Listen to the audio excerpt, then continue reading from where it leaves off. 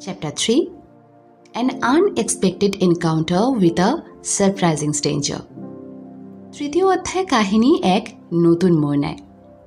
একজন মহিলা উদ্যোগপতি যিনি নিজের জীবনের প্রবলেমসের সাথে লড়াই করে চলেছেন, আরেকজন শিল্পী যিনি নিজেরই শিল্পী সত্তাকে আরও বাড়ানোর জন্য পদ্ধতি খুঁজে বেড়াচ্ছেন।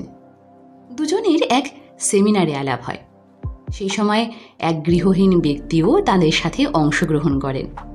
এই গৃহহীন ব্যক্তিটিকে দেখতে সাধারণ মনে হলেও তার কথা এবং ব্যক্তিত্ব ছিল অসাধারণ, যাকে পরে হোমলেস বিলিয়নিয়ার নামেও জানা যায়। ওই দুজনকে সেই ব্যক্তি জানান যে স্পেল বাউন্ডারের পদ্ধতি গ্রহণ করে উনি ওনার জীবনে বড় পরিবর্তন নিয়ে এসেছেন। যদিও উনি দেখতে একজন সাধারণ মানুষের মতন ছিলেন, কিন্তু ওনার চিন্তাভাবনা এবং জীবন দর্শন গভীর ছিল। উনি সেই মহিলা উদ্যোগপতি এবং শিল্পীকে এই অনুভূতি প্রদানের চেষ্টা করেন যে গ্রেটনেস প্রত্যেক মানুষের মধ্যে থাকে।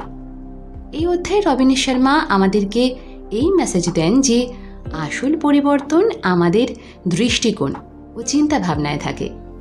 আমাদের জীবনের পরিস্থিতি যত কঠিনই হোক না কেন, আমরা যদি সঠিক বিচারধারা এবং অভ্যাসকে আপন করে নিই, তাহলে আমরা আমাদের জীবনকে সম্পূর্ণভাবে বদলাতে পারি।